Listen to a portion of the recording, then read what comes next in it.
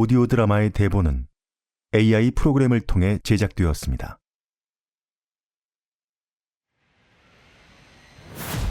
사운드로이 오디오 드라마 죽음의 구속. 낭독 윤호, 김우주, 백재승, 정창훈, 이준호, 정선양, 박준선.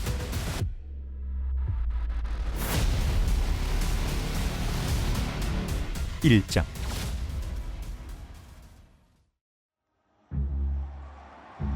(2024년) 프로야구 한국 시리즈의 대미를 장식할 마지막 7차전이 벌어지고 있는 뜨거운 열기로 가득 찬 잠실의 야구장. 치열했던 두 팀의 공방전은 어느새 마지막 이닝으로 치닫고 있었다. 올 시즌 수많은 스타 플레이어들을 등에 업고 반 시즌이 넘는 긴 시간 동안 1위 자리를 수성하며 한국 시리즈의 최종 보스로 안착해 있던 A드래곤즈는 지금 이 순간 크게 동요하고 있었다. 손쉽게 우승을 거머쥘 거라 예상했던 그들의 생각과는 전혀 다르게 상황은 흘러가고 있었다. 와일드 카드부터 올라온 자신보다 전력이 월등히 낮다고 판단했던 비이글스의 한 투수에게 이렇게 농락당하고 있다니. A드래곤즈의 감독을 비롯한 더가웃의 모든 이들은 침통한 분위기 속에 경기를 바라보고 있었다. 비이글스는 1점 차로 앞서고 있었다. 승리가 코앞으로 다가온 9회 말 투아웃의 상황. 만원 관중이 우레와 같은 환호성을 터뜨리고 있는 가운데 비이글스의 에이스 투수 이민호는 황토빛 흙먼지가 날리는 마운드 위에서 마지막 타자를 맞이하기 전 새로 로진을 묻히기 위해서 손가락 끝에 침을 발랐다. 어느새 흥건해진 이마에 땀을 닦으며 그는 깊게 호흡했다. 그의 눈에는 승리에 대한 강렬한 열망과 그에 못지않은 크나큰 긴장감이 서려 있었다. 이민호는 마운드에 서서 관중들을 바라보았다.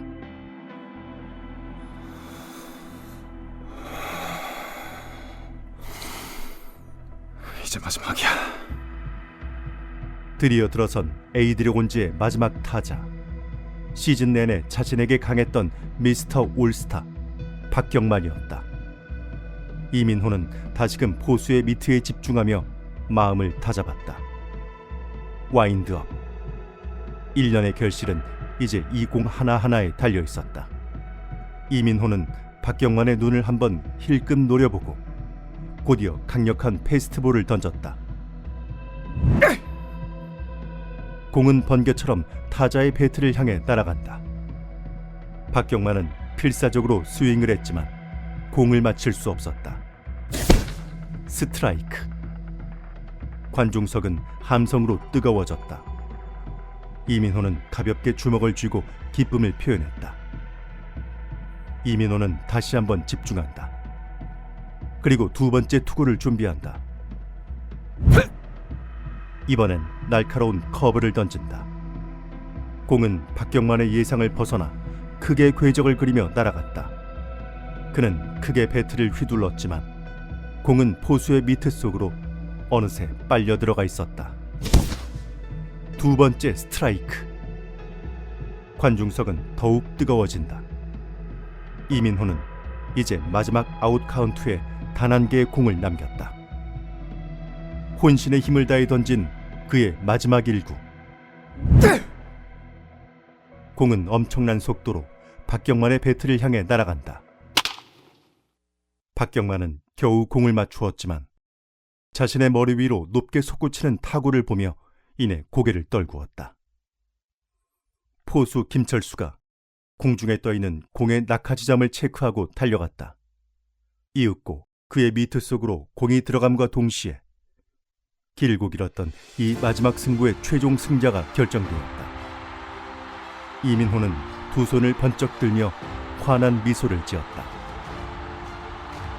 수많은 폭죽이 하늘을 수놓으며 야구장을 밝히고 팀 응원가는 더욱 거세진다. 필드와 더가웃에 있던 팀 동료들이 이민호를 향해 달려가 그를 껴안았다. 이민호는 팀 동료들의 포옹 속에서 눈물을 글썽이며 이 순간을 만끽했다.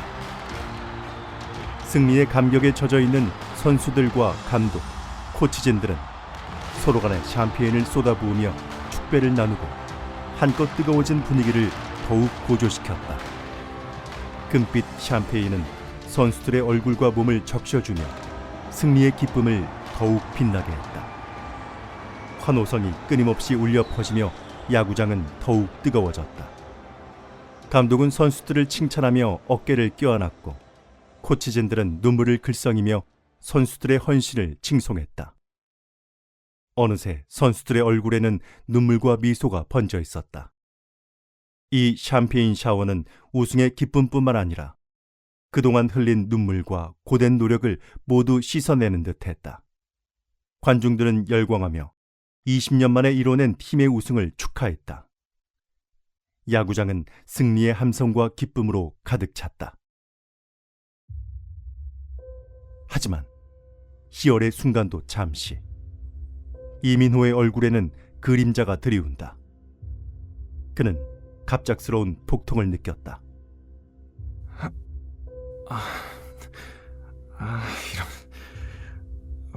왜 이러지? 축하의 함성 속에서 이민호는 점점 더 심해지는 통증에 괴로워했다. 갑작스러운 통증에 숨을 몰아쉬며 통증을 참아내는 그에게 포수인 김철수가 다가왔다. 민호야, 괜찮아? 안색이 안 좋아 보여. 아니야, 괜찮아. 잠깐만 쉬면 괜찮을 거야. 김철수는 이민호의 창백한 얼굴을 보고 불안감을 느낀다. 민호야, 정말 괜찮은 거 봐. 하지만 이민호는 김철수의 말을 채 듣지 못하고 앞으로 고꾸라진다. 갑작스러운 상황에 김철수는 깜짝 놀라 이민호에게 달려갔다. 의식을 잃고 쓰러져 버린 이민호의 입가에는 불띠붉은 피가 흘러내리고 있었다. 민호야, 정신 차려! 민호야! 승리의 함성으로 뜨거웠던 야구장은 순식간에 혼란의 도가니로 변해버렸다. 이민호가 쓰러진 순간 경기장을 감싸고 있던 환희의 외침은 사라지고 공포를 머금은 비명과 혼란의 웅성거림이 그 자리를 뒤덮어버렸다. 팀 동료들은 충격에 휩싸여 이민호에게 달려갔고 관중들은 걱정스러운 눈빛으로 그 모습을 주시하고 있었다. 급히 필드 위로 올라온 의료진이 신속하게 이민호를 검진하고 곧바로 앰뷸런스에 태워 인근의 대학병원으로 이송시켰다. 걱정과 불안에 휩싸인 관중들은 쉽사리 떨어지지 않는 발걸음을 이끌고 하나둘 경기장을 떠났다. 병원에 급히 이송된 이민호는 곧바로 수술대에 올랐지만 결국 숨을 거두고 말았다. 이민호의 사인은 사이안화 포타슘 중독, 즉 청산가리 중독으로 사망했음이 부검을 통해 드러났다. 한국 시리즈의 대미를 장식했던 젊은 투수의 갑작스러운 죽음이라는 충격적인 소식은 곧 다양한 매스컴을 통해 전국을 뒤흔들었다. 이민호는 대체 누가 어떻게 살해했을까?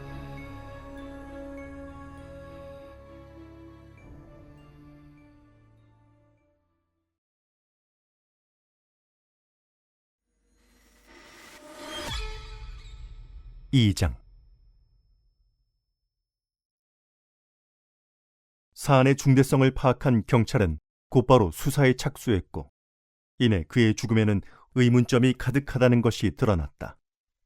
그리고 그간 날카로운 관찰력과 뛰어난 추리력으로 사건 해결에 많은 도움을 준 고등학생 탐정 정우에게 이번 사건을 비밀리에 조사해 줄 것을, 힘을 빌려줄 것을 요청한다. 얼마 전 김영사님의 연락을 받고 한동안 멍해 있었어. 이민호 선수라. 내가 얼마 전까지 알고 있던 이민호라는 사람은 그간 잦은 부상으로 전력 외 선수로 판정을 받고 기나긴 슬럼프를 겪었던 선수였거든. 올해 중반기부터 예년과는 다른 날카로운 피칭으로 불펜 투수로서 빛을 보기 시작하더니 하반기에는 비이글스의 마무리 투수로 활약하며 뭐랄까 나에게는 마치 철옹성 같은 사람이었다고나 할까. 정말 큰 임팩트를 준 선수임에 틀림이 없었거든. 나뿐만이 아니라 그의 피칭을 본 사람들이라면 다 똑같이 생각했을 거야. 이제 우리나라 프로야구를 대표할 멋진 투수가 나오는구나 싶었는데 이렇게 허망하게 가버릴 거라고는 상상조차 하지 못했어. 김영사님께 받은 사건 자료들을 살펴보면서 이 사건은 쉽지 않겠구나 하는 생각이 들었어. 이민호 선수는 경기가 끝난 후 우승 세레모니 중 갑자기 쓰러졌고 그의 마지막 모습을 목격한 사람은 포수 김철수였어. 방송 화면과 CCTV를 확인해보니 이민호에게 샴페인과 스포츠 음료를 건넨 사람이 둘로 확인이 되는데 하나는 포수인 김철수, 그리고 다른 하나는 투수인 최재영이야. 경찰 측에서 잠재적 용의자로 보고 있는 그 둘을 한시라도 빨리 만나지 않으면 안 되었지. 나는 우선 구단 숙소에 머무르고 있는 김철수 선수를 만나 이야기를 나눴어.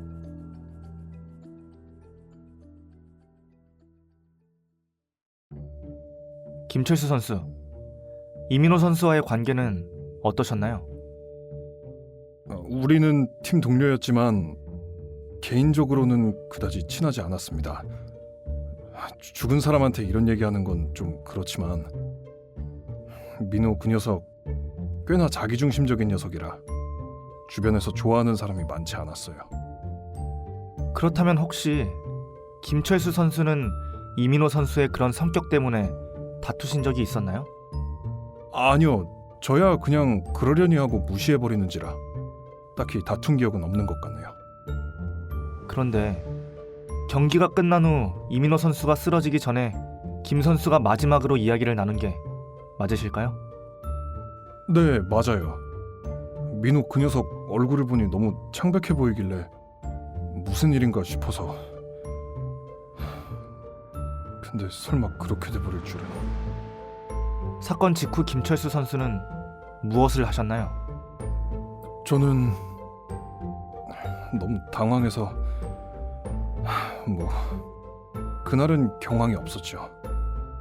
구단에서 우승 만찬을 준비해 주셨었는데 사람이 그렇게 됐는데 온전한 정신이 박혀 있는 이상 웃고 떠들 수 있는 그런 상황은 아니잖아요. 집에서 떨리는 가슴을 주체 못하고 있었습니다. 혹시 현장에서 수상한 행동을 하는 사람을 보셨나요? 아니요, 보지 못했습니다. 네, 알겠습니다. 그리고 김철수 선수를 만나고 자리를 이동해서 연습장에서 피칭을 하고 있는 최재영 선수도 바로 만나볼 수 있었어. 최재영 선수, 단도직입적으로 묻겠습니다. 이민호 선수와의 관계는 어떠셨나요? 이런 얘기 이젠 소용없겠지만 저는 이민호 선수를 존경했습니다. 그는 제가 가장 좋아하는 투수였어요. 존경이요? 그런데 한간에는 이민호 선수가 마무리 투수 보직을 맡으면서 원래 마무리 투수였던 최재영 투수께서 불만이 많으셨다는 소문이 있던데요. 그건 사실 아니에요. 저는 제 역할에 만족했고 이민호 선수와 경쟁하고 싶지 않았습니다. 여긴 프로잖아요. 내가 실력이 안 되면 더 나은 사람한테 자리가 가는 게 당연한 거죠. 그날 이민호 선수가 사망하기 전에 둘이서 따로 보시지는 않으셨나요? 아니요, 만나지 않았습니다. 만났다면야 굳이 숨길 이유도 없죠. 제가 죽이지 않았으니까. 한 가지만 더 물어보겠습니다. 그럼 경기가 끝난 후에는 어디에 있었나요? 샤워실에 있었습니다. 온몸이 샴페인 범벅이어서. 저 말고 다른 선수들도 똑같았을걸요? 샤워실에 얼마나 오래 있었나요? 약 30분 정도 있었습니다.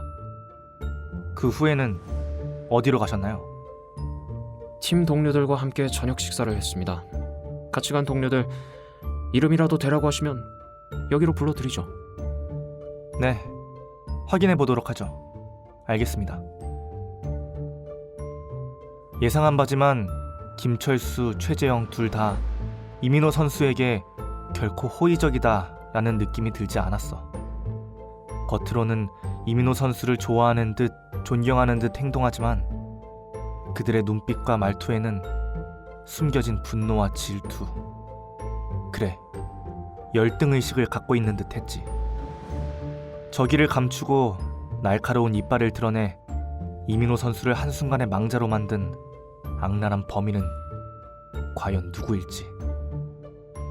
나는 이 사건의 진범을 반드시 붙잡아 활짝 피어나지도 못하고 짓밟혀버린 이민호 선수의 죽음의 진상을 꼭 밝혀내고야 말겠다고 다짐했어.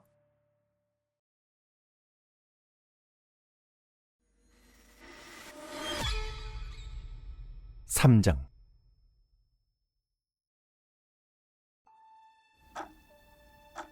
수사가 진행되면서 경찰은 이민호와 배터리를 이루었던 포수 김철수가 가장 유력한 용의자란 결론에 도달했다. 경찰의 수사 결과 김철수는 이민호와 오랫동안 갈등이 있었던 것으로 알려졌다. 또한 그는 경기 직전 라커룸 CCTV에 이민호에게 언성을 높이며 뺨을 때리는 등 폭력을 행사하는 모습이 포착되었다. 영상은 그간 정우와 경찰의 신문에서 이민호 선수에게 호의적으로만 비춰졌던 김철수의 모습과는 완전히 다른 모습을 보여주었다. 김철수 씨, 우리는 이민호 선수 사건에 대해서 당신을 유력한 용의자로 지목하고 있어. 절대 아닙니다. 대체 무슨 근거로 그런 이야기를 하시는 겁니까?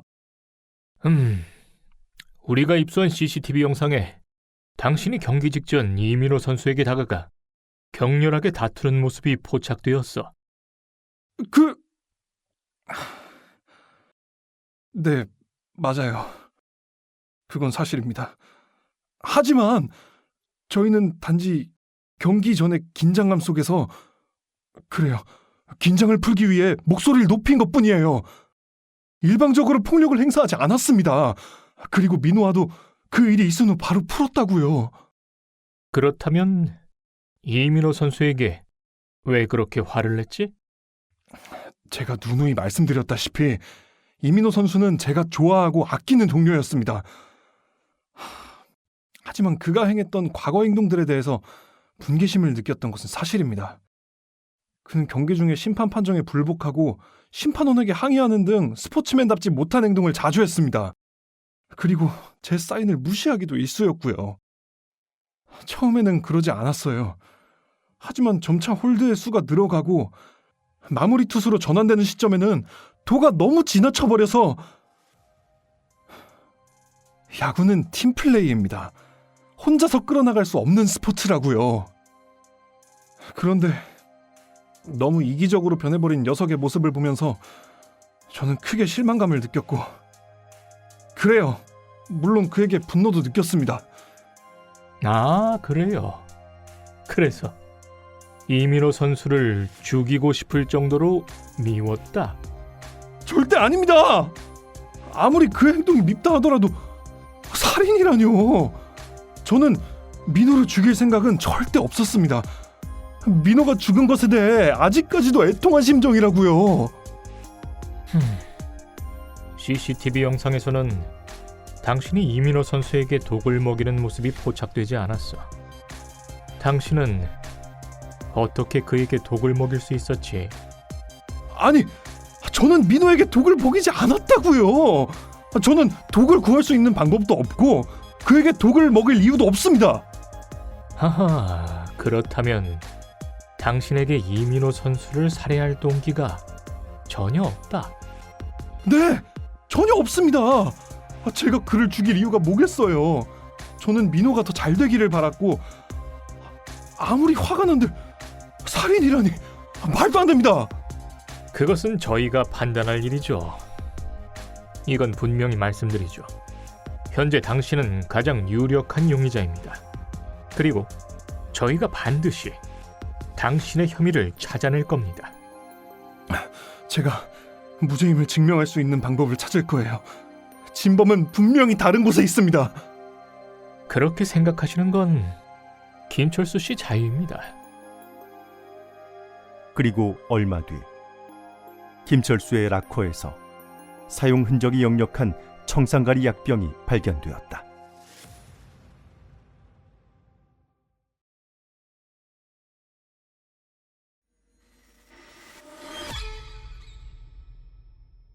사장. 김철수 선수는 이민호 선수 살해 혐의를 부인했지만 경찰은 그의 락커에서 청산가리 약병을 발견했어. 이는 김철수 선수에게 너무나 불리한 강력한 증거가 되었지. 그런데 나는 한 가지 흥미로운 점을 발견했어. 형사님, 이 약병에선 지문이 전혀 발견되지 않았나 보군요. 그래, 아무래도 청산가리를 사용하고 나서 병을 깨끗이 닦아놓은 듯해. 만약 김철수 씨가 범인이라면 병을 닦아놓을 이유가 있었을까요? 그리고 굳이 범죄가 발각될 위험을 감수하면서까지 약병을 본인의 락커에 넣어두지는 않을 것 같은데요. 이건 제3자, 즉 범인이 두고 갔을 거라는 가능성도 시사할 수 있어요. 나의 지적이 타당하다는 듯 김 형사님은 고개를 주걱거리시더니 말을 이어가셨어. 내 말이 맞다. 하지만 그의 락커에서 이 약병이 발견되었다는 건 분명한 사실이야. 우리는 이 사실에 주안점을 두고 김철수를 취조하려고 한다. 네, 저는 다양한 가능성을 염두에 두고 조사를 이어갈게요. 그래, 부탁한다 정우야. 김 형사님은 김철수 선수를 다시 한번 신문하였어. 김 형사님은 김철수에게 청산가리 약병에 대한 설명을 요구했지만 김철수는 약병에 대한 존재도 몰랐고 게다가 약병이 어떻게 자신의 락커에 있었는지는 더더욱 알 수 없다고 주장했지. 그는 누군가가 자신을 함정에 빠뜨리려고 약병을 몰래 넣었다고 의심하고 있었어. 정말 제가 아니라고요. 저는 누명을 쓰고 있습니다. 김 형사님은 여전히 김철수의 주장을 의심했지만 그를 체포할 만한 충분한 명분이 없었어. 결국 김철수 선수는 풀려났고 수사는 다시 원점으로 되돌아갔지. 점점 지지부진해지는 이 상황 속에서 나는 답답해져만 갔어. 대체 범인은 어떻게 이민호 선수에게 청산가리를 먹일 수 있었던 걸까? 어떤 방법으로? 나는 책상에 앉아 노트북에 전원을 켰어. 노트북 화면에는 이미 수십 번, 아니 수백 번도 넘게 봐온 그날의 경기 영상이 재생되고 있었지. 이제 영영 돌아오지 않을 이민호 선수의 역동적으로 피칭하는 모습, A 드래곤즈 선수의 날카로운 배팅 스윙, 함성으로 뒤덮인 경기장. 모든 것은 너무도 익숙했고 동시에 씁쓸하기까지 했어. 그리고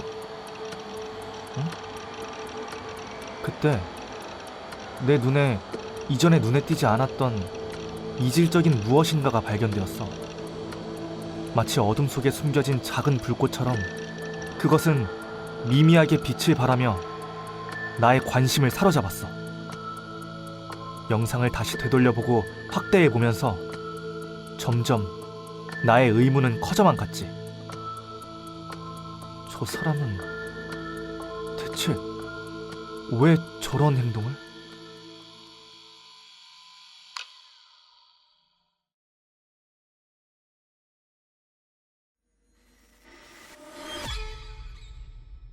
(5장)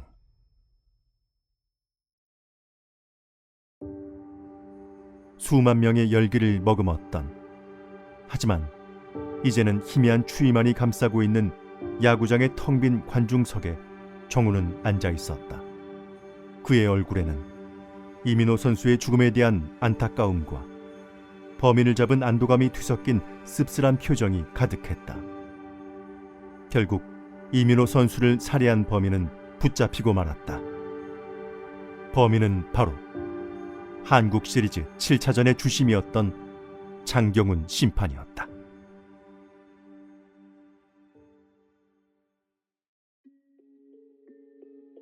그날 나는 흥미로운 장면을 발견했어.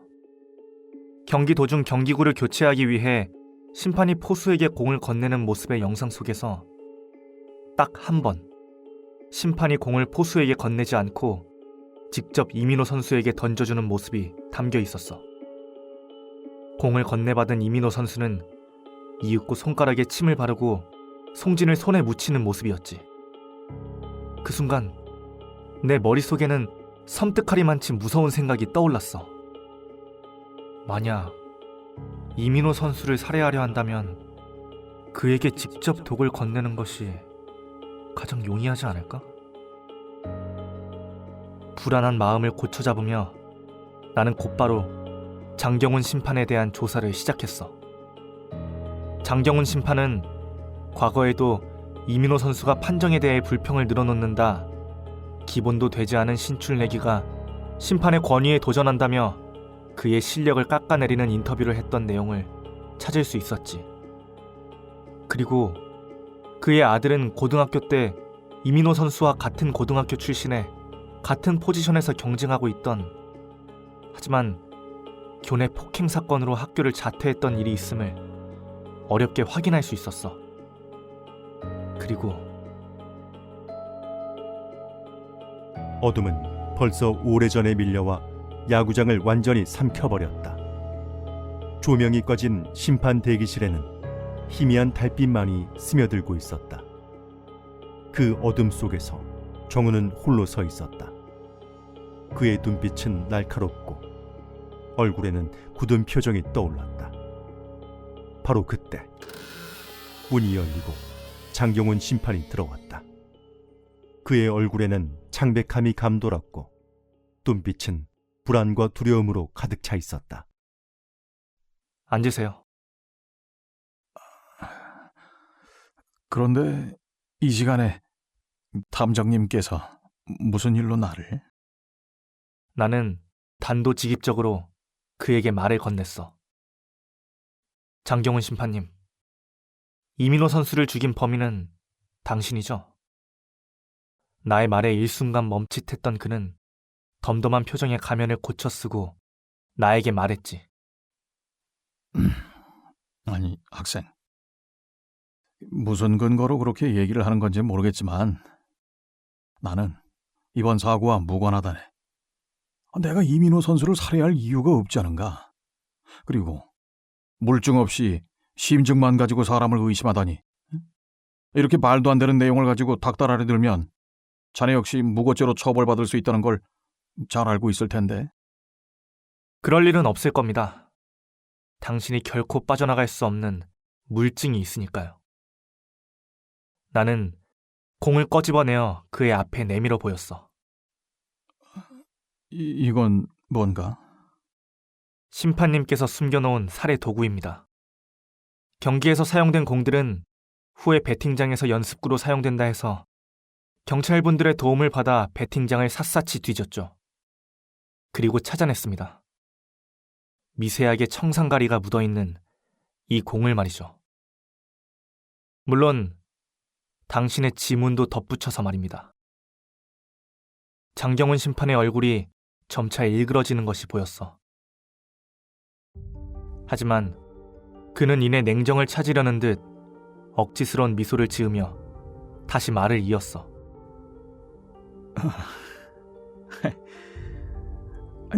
내 지문이 묻어있는 공이 발견되었다고 한들 내가 이민호 선수를 살해했다고는 볼 수 없지 않나?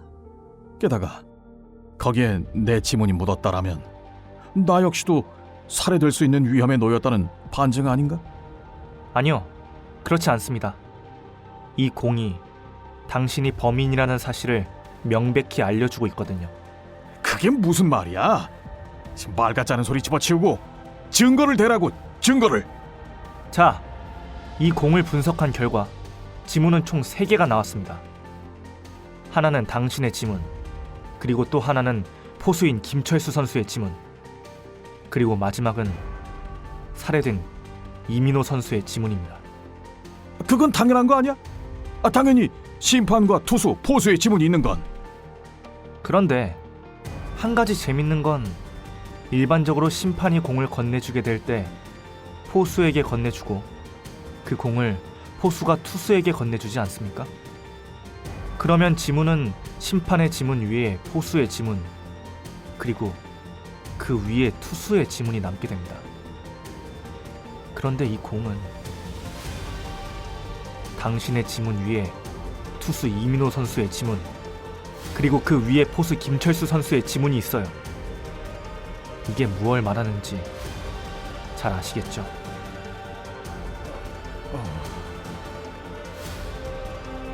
당신은 청산가리를 묻힌 공을 주머니에 숨겨두고 있다가 기회를 봐서 이민호 선수에게 곧바로 던져주었죠. 이민호 선수가 손에 송진가루를 바르기 위해 손가락에 침을 묻히는 버릇도 당신은 잘 알고 있었을 겁니다. 이민호 선수는 당신의 아기가 가득 담긴 그 공 하나에 처참하게 희생된 겁니다. 장경훈 심판은 더 이상 떨리는 다리를 주체하지 못하고 털썩 무릎을 꿇고야 말았어. 그리고 이내 입을 열어 자신의 범행을 모두 실토하기 시작했지. 이민호, 자네 우리 아들과 이민호가 같은 학교 야구부였다는 건 아나? 내가 범인이란 걸 확신하고 나를 찾아왔으니 이건 알고 있는 내용이겠지. 우리 아들이 야구를 그만두게 된 이유도 혹시 아는가? 이민호 녀석이 우리 아들이 학폭 가해자라고 학교에 탄원서를 내서야 빌어먹을. 단지 부원 아이들을 훈육했다는 이유만으로 우리 아들이 왜 학교 폭력의 가해자가 되어야 하는 거지? 응? 우리 아들은 앞으로 이 나라의 특급 에이스가 될 충분한 자질을 가지고 있었어. 그런데 이 모든 걸 이민호, 그 망할 녀석이 다 뭉개버렸어. 우리 아들은 잘 되라고 한 거란 말이야. 아이들이 잘 되라고! 그런데 그런 사소한 일을 가지고 우리 아들을 괴물로 만들어서 학교에서 내쳐지게 만든 망할 놈의 녀석을 나는 결코 용서할 수 없었어. 이봐, 잘 생각해봐. 그 자식 때문에 지금 빛을 발해야 할 우리 아들은 인생의 패배자가 되었다고. 거기에 머리에 피도 안 마른 자식이 이제는 사사건건 내 관위에 도전하려고 들다니. 이봐 탐정님, 자네는 이게 결코 용서가 될 수 있을 거라 생각하나? 하지만 용서가 되지 않는다고 해서 살인이 정당화될 수는 없습니다. 더군다나 심판이라는 중요한 자리에 있는 당신이라면 더더욱요. 당신의 오심으로 인해 많은 사람들이 크게 실망하고 상처받았습니다. 그 사실을 당신은 분명하게 아셔야 합니다. 어느새 대기실의 문이 열리고 김영사와 경찰들이 들어왔다. 장경훈 심판은 고개를 들어 한숨을 길게 내쉬더니 곧 경찰이 내민 수갑에 두 손을 맡기었다. 장경훈 심판은 흐느끼며 죄책감에 휩싸인 채 경찰차를 향해 걸어갔다. 그의 무거운 발걸음은 죄의 무게를 그대로 보여주었고 그의 떨리는 어깨는 깊은 후회를 드러냈다. 한때 존경받는 심판이었던 그는 이제 범죄자로 전락해버렸다. 그의 눈에는 절망과 무력감이 가득했다. 그는 자신의 행동으로 인해 잃어버린 모든 것을 되찾을 수 없다는 것을 깨달았고 앞으로 기다리는 암울한 미래에 대한 두려움에 떨었다. 경찰차 문 앞에 도착한 장경훈 심판은 잠시 걸음을 멈추고 다시 한번 뒤돌아 정우를 바라보았다.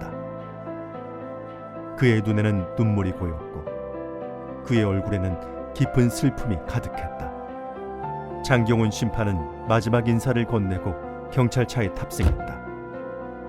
경찰차 문이 닫히고 엔진 소리가 들려오자 정우는 그의 뒷모습을 오랫동안 바라보았다. 정우의 마음에는 복잡한 감정들이 뒤섞였다. 정우는 장경훈 심판이 저지른 끔찍한 범죄를 용서할 수 없었지만 마음 한켠에 그에 대한 씁쓸한 생각을 지울 수가 없었다.